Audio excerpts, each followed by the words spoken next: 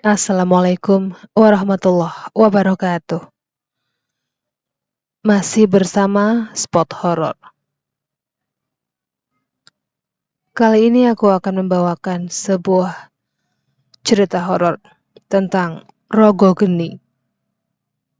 Sebuah kisah yang amat memilukan, menambah catatan kisah kelam akibat santet. Sungguh, nyatanya manusia lebih keji daripada setan itu sendiri.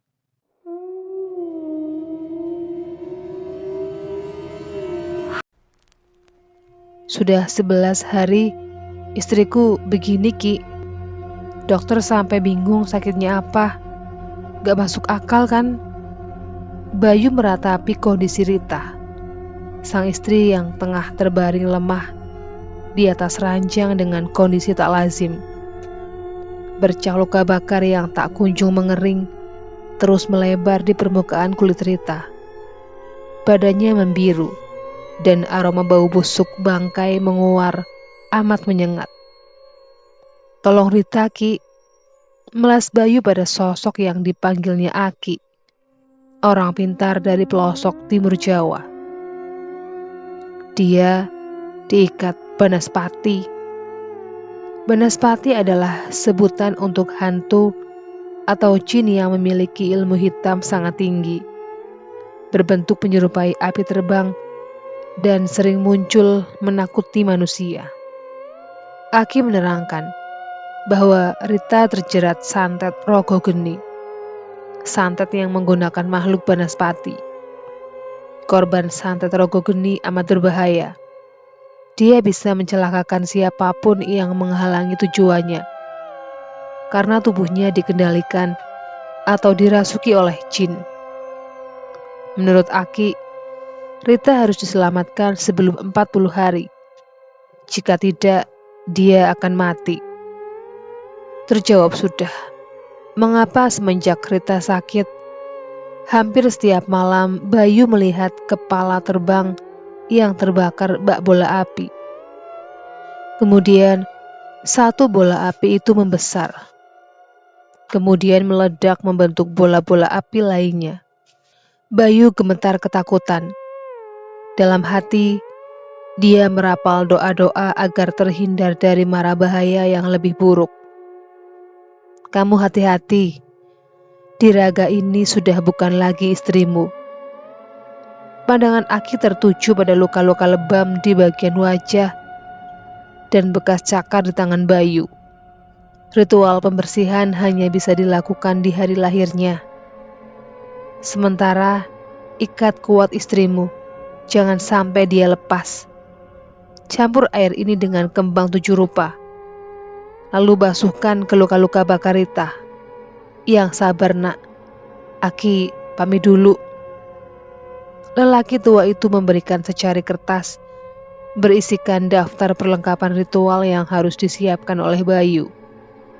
Di antaranya keranda mayit, kain kafan, sesaji lengkap, dan bambu kuning. Sudah habis akal Bayu. Segala daya dan upaya dia lakukan untuk kesembuhan sang istri. Setelah mengantar kepulangan Aki di ambang pintu, dia baru menyadari bahwa sedari tadi dua putri kembarnya memperhatikan dari celah pintu kamar. Ibu mau meninggal, Pak. Ucapan lugu Anissa memecah tangis Bayu. Dia menghampiri dan memeluk erat tubuh kedua putrinya. Ibu pasti sembuh, nak. Setelah memastikan anak-anaknya terlelap, Bayu kembali ke kamar. Dia tidur memeluk tubuh istrinya yang terbujur kaku bak mayat hidup, tanpa memperdulikan aroma busuk yang menyerbak. Tengah malam, suara keok ayam menyentak Bayu dari tidur. Dia terbangun mendapati Rita sudah tak ada di sampingnya. Buru-buru dia beranjak dari kasur, berjalan cepat menuju sumber suara di halaman belakang. Kedua bola mata Bayu terbelalak kala mendapati Rita tengah merangkak di atas tanah halaman belakang dekat kandang ayam miliknya. Bayu melangkah pelan. Pintu-pintu kandang terbuka. Ayam-ayam berpencaran menjauh dari kandang. Sisa-sisa bulu ayam masih ada yang berterbangan. Semakin dekat, pandangan Bayu semakin jelas. Ada ceceran darah dari salah satu pintu kandang, hingga ke tanah mendekat pada posisi Rita merangkak. Astagfirullah, Rita!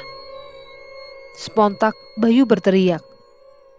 Kala mendapati istrinya merangkak sembari menjilati darah ayam yang sudah mati tercabik-cabik di atas tanah. Tubuh Rita menegang tak biasa. Dia menoleh ke arah Bayu. Bola matanya melotot seperti hendak keluar. Mulutnya dipenuhi dengan darah ayam dan liur yang menetes. Rita menyeringai. Dia merangkak memutar.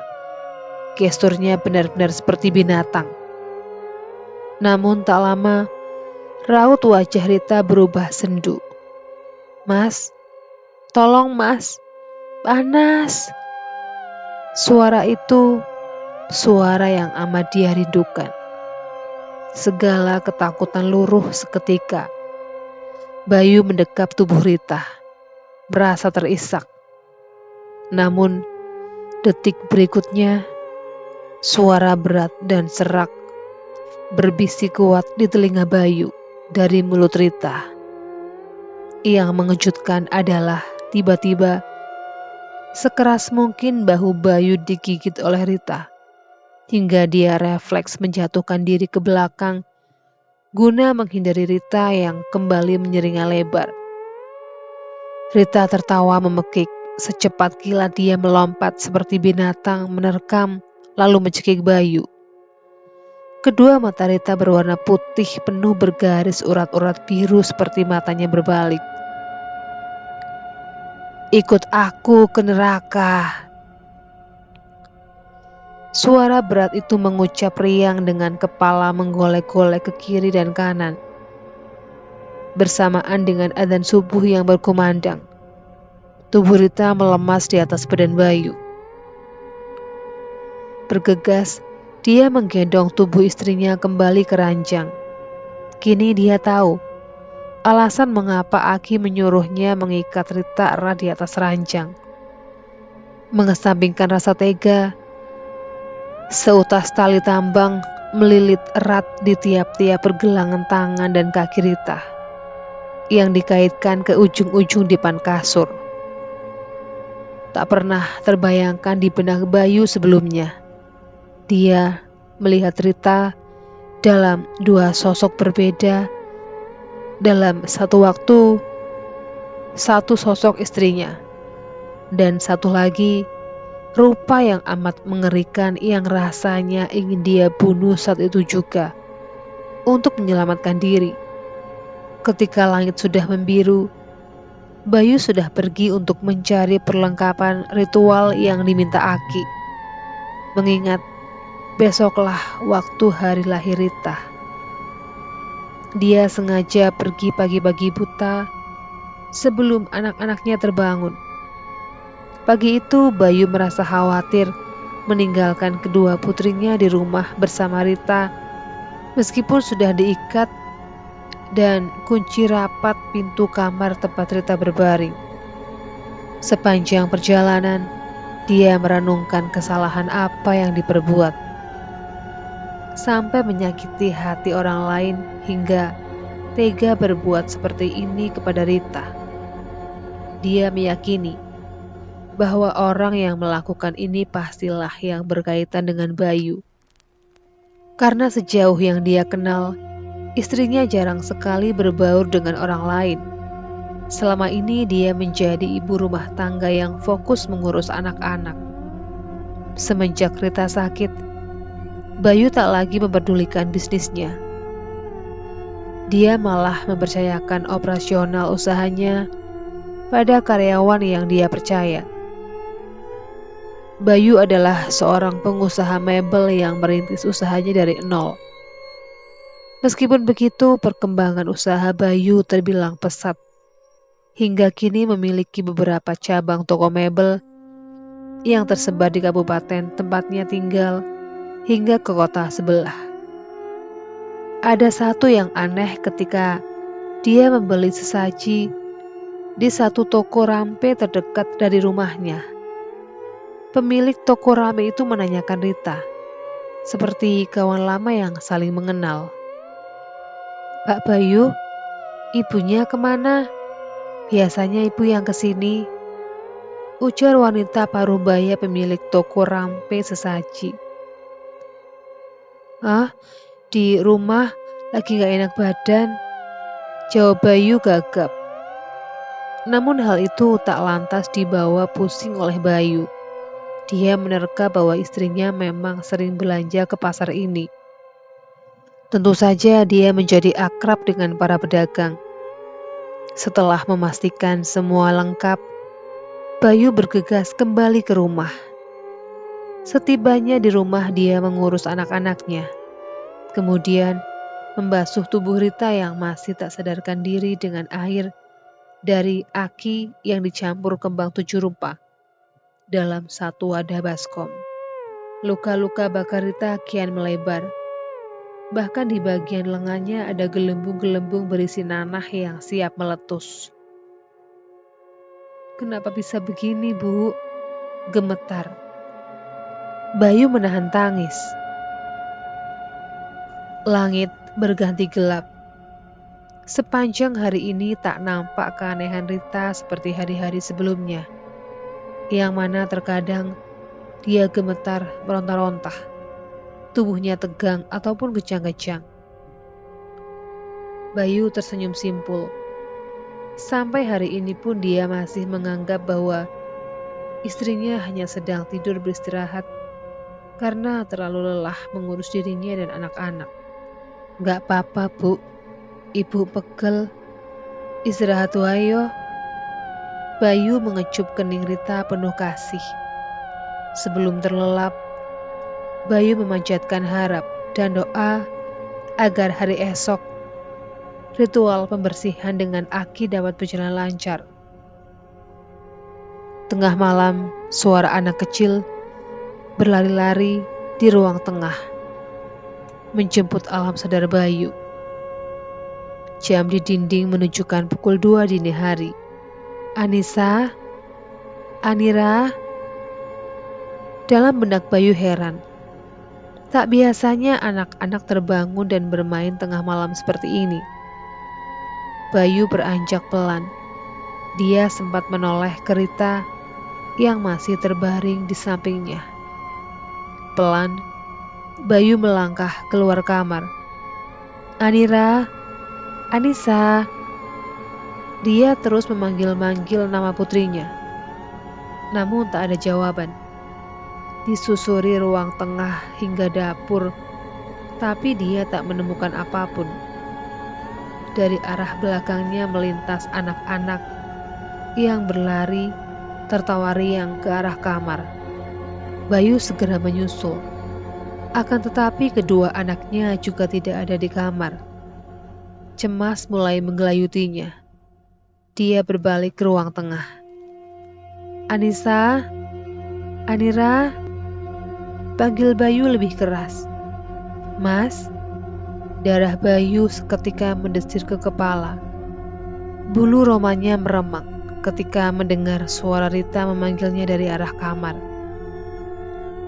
Bayu menoleh, terkesiap ketika melihat Rita sudah duduk di atas ranjang dengan ikatan tali-tali yang sudah terlepas. Rita tersenyum lebar, memiringkan kepalanya. Sungguh, Bayu seketika panik. Dia menyadari itu bukanlah istrinya. Bayu mematung gemetar. Dia seolah berada di jalan buntu, tanpa tahu apa yang harus diperbuat. Rita mengangkat satu tangannya dan menunjuk ke arah belakang Bayu. Suara anak-anaknya terdengar lagi tertawa riang. Bayu menoleh pelan. Tubuhnya roboh ke lantai, melemas. ketika melihat kedua anak-anaknya sedang menari-nari dengan tubuh terbakar. "Anira! Anissa!" Sekeras apapun Bayu berteriak, anak-anaknya terus menari-nari, dan api kian berkobar membakar seluruh tubuh Anissa dan Anira. Lalu Rita pun ikut tertawa memekik seraya menyaksikan pertunjukan yang dia sukai. Tak lama, kepala Anissa dan Anira putus, kemudian menggelinding ke arah Bayu, dan badan tanpa kepala itu memancurkan muncratan darah dari leher bak lahar yang melepuh panas. "Ah!" Jeritan membawanya hingga ke alam sadar. Napasnya tersengal. Jantungnya menderu cepat. Dia bangun dari mimpi buruk yang terasa amat nyata. Dilihatnya Rita masih terbaring di sampingnya. Bayu buru-buru beranjak ke kamar anak-anak untuk memeriksa. Dia merasa lega ketika melihat Anira dan Anissa masih tertidur lelap. Namun, Bayu menemukan noda seperti bercak darah di lantai ruang tengahnya yang mengeluarkan bau amis pekat. Tanpa berlama-lama, Bayu segera membersihkan noda itu dengan satu ember penuh cairan pembersih lantai. Hari yang dinanti pun tiba. Aki telah datang dengan pakaian serba hitam dan cerobong rokok yang mengepul dari genggamannya. Bayu menceritakan perihal mimpi yang dialaminya tadi malam yang membuat Aki sekejap berpikir, jangan lakukan ritual ini di rumah. Pisahkan dari anak-anak, pinta Aki. Singkat cerita, gudang mebel yang terletak di ujung halaman belakang rumah Bayu yang memang luas menjadi tempat yang dipilih untuk melaksanakan ritual. Bayu membereskan seluruh kebutuhan ritual seorang diri. Tak ada yang tahu perihal yang dialami keluarganya. Bayu memilih untuk menyembunyikannya. Keranda mayat yang jari-jarinya diganti bambu kuning, sesaji lengkap dengan dupa, satu ember berisi air kembang 7 rupa, dan gayung kayu sudah siap tercecer. Berikutnya, Bayu mengkafani Rita dan memasukkannya ke dalam keranda itu. Tepat saat langit berganti gelap, ritual dimulai. Tutup pintu rapat. Jangan sampai ada celah cahaya masuk, perintah Aki. Aki mulai merapal mantra-mantra dalam bahasa Jawa yang Bayu tidak mengerti. Asap dupa mengepul mengelilingi keranda. Aki meraih lonceng kecil dari sakunya, kemudian dibunyikan tepat di telinga Rita yang terbaring. Tak lama, tubuh Rita menegang kemudian kejang-kejang. Matanya terbalik dan mulai meronta-ronta. Beruntung, Bayu telah mengikat kuat seluruh pergelangan Rita yang dikaitkan pada keranda. Rita menyeringai lebar. Dia melantunkan nada tembang dalam bahasa Jawa, seolah menganggap enteng apa yang dilakukan Aki. Dengan sigap, Aki mengguyur badan Rita dengan air kembang 7 rupa. Dia mengerang sakit, namun tetap tertawa memekik. "Pergi, raga ini bukan milikmu," ujar Aki keras. "Aku tak akan pergi sebelum manusia ini mati. Yang kalian lawan bukan hanya aku," pekik Rita. Seringai bibir Rita mengecil, rahangnya mengeras. Sorot mata putih itu terasa tajam menata Bayu. Bayu terkejut ketika setan yang merasuk menyebut nama lengkap Rita. Sedangkan Aki terus merapal mantra hingga terdengar ledakan dan semburat api di langit luar. Bersama dengan itu, tubuh Rita melemas. Dia mengerjap sadar. "Anak-anak, Mas, anak-anak di mana?" Gelagapan Rita memaksakan diri untuk bangkit. Bayu segera melepaskan ikatan pada Rita. Ketika mereka membuka pintu, betapa terkejutnya mereka kala melihat kobaran api menyala tinggi, membakar cepat, melumat habis rumah mereka. Aki, Bayu, dan Rita berlari menuju rumah mereka.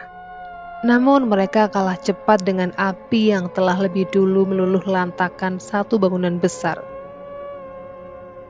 Hingga api dipadamkan, ditemukan jasad dua anak perempuan yang sedang berpelukan. Mereka menangis histeris. Rita memang berhasil selamat, tapi dua nyawa anak tak berdosa harus menjadi gantinya. Rita mengutarakan penyesalannya atas apa yang dia perbuat selama ini. Beberapa hari berselang, Rita dan Bayu ditemukan tewas gantung diri di bekas gudang mebel di halaman belakang rumah, tempat mereka melakukan ritual.